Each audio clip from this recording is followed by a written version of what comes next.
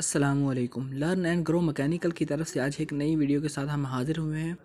आज का हमारा टॉपिक है shaper machine and its parts. Shaper machine, हम सबसे पहले ये देखेंगे कि शेपर मशीन का काम क्या है, क्या काम करती है। शेपर मशीन ऐसी मशीन है जो कि बेढंगे जाबों को हमवार करने के लिए इस्तेमाल होती है, उनकी चिपटी सतह बनाने के लिए इस्तेमाल होती है।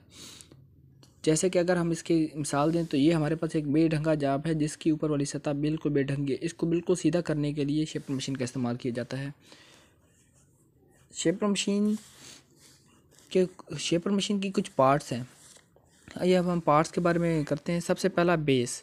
ये शेपर मशीन का वो हिस्सा है जो बिल्कुल शेपर मशीन का हिस्सा है बड़ा, जो बिल्कुल नीचे ज़मीन के साथ फिक्स होता है। बाज़ूकात नट बोल्ट की मदद से, बाज़ूकात ये कास्ट आयरन का बनाया हुआ होता है, अंदर से खोखला होता है।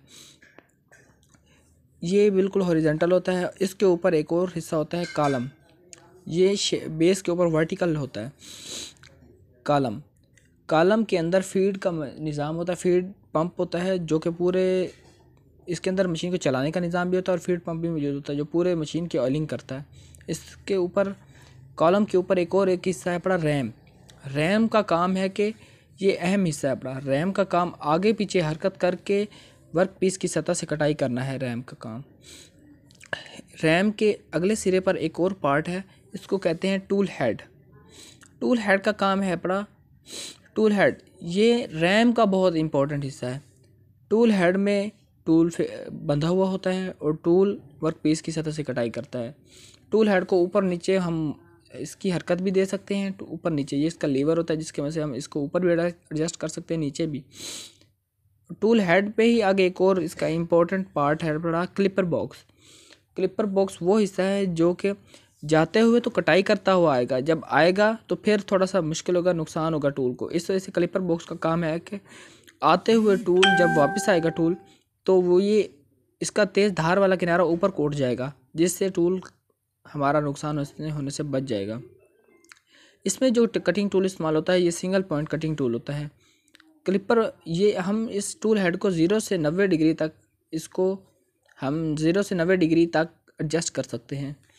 इसका अगला पार्ट है पड़ा हमारे पास वाइस का काम ये है कि ये मुख्तलिफ़ किस्म के जाबों को पकड़ने के लिए इस्तेमाल होता है। यहाँ पर अगर गोल जाब होगा उसको फ्लैट करना हो, उसकी सरफेस फ्लैट करनी हो तो उसके लिए भी अलग किस्म की वाइस इस्तेमाल होती हैं।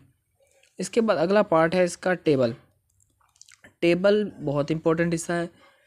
टेबल का काम ये है कि इसके ऊपर जाब को रख कर शिपिंग की जाती है। बहुत बड़े जाब हो तो उनको बराह रास्त ही टेबल के साथ बांध दिया जाता है। अगर छोटे जाब हो तो उनको वाइस जो कि नट और बोल्ट की वजह से टेबल के साथ बंधी हुई होती है बांध दिया जाता है। टेबल के ऊपर मुख्तलिफ झुर्रियाँ कटी होती हैं, टी स्लॉट्स होती हैं जो कि मुख्तलिफ चीज़ों को बांधने के लिए इस्तेमाल होती हैं।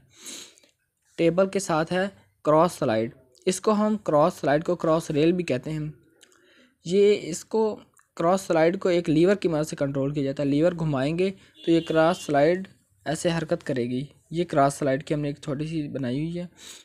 ये जैसे जैसे घुमाएंगे हमारी टेबल आगे और पीछे यानी कि दाएं और बाएं हरकत करेगी क्रॉस स्लाइड की मदद से। एप्रन, इसको सैडल भी कहते हैं। एप्रन ये बिल्कुल जहाँ शख्स खड़ा होता है मशीन के सामने, उसके सामने बिल्कुल होता है।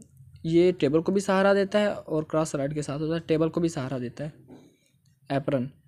और शेपर मशीन की मदद से हम सरफेस तो फ्लैट कर सकते हैं, इसके अलावा भी इसके और हिस्से हैं, इसके अलावा भी और काम है। ये ग्रूव्स भी डालती है, की वेज भी डालती है और स्लॉट्स भी डालती है मशीन। उम्मीद है कि आज का हमारा टॉपिक आपको अच्छा लगा होगा। इंशाल्लाह फिर मुलाकात होगी। अस्सलामु अलैकुम।